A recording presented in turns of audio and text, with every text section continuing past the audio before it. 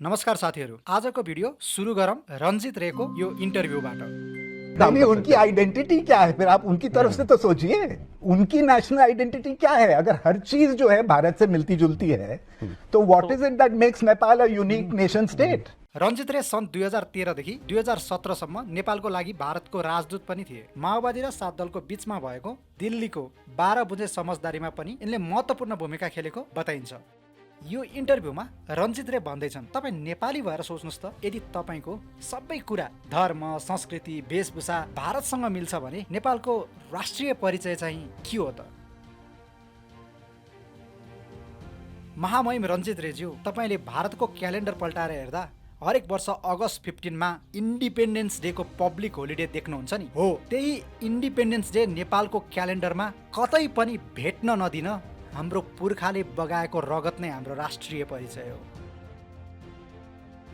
टुक्रा टुक्रा राज्यलाई एक गरेर एउटा देश बनाउन कुनै विदेशी कम्पनी आवश्यक छैन है भनेर भारतलाई इतिहासको कठोर पाठ पढाउने वीरताको इतिहास नै हाम्रो राष्ट्रिय परिचय हो। ब्रिटिस साम्राज्यबाट पाएको 80 वर्षे भारतको आधुनिक इतिहासको अगाडि 250 वर्ष पुरानो नेपालको आधुनिक इतिहास गर्वसँग फलाक्न सक्नु नै हाम्रो राष्ट्रिय परिचय हो।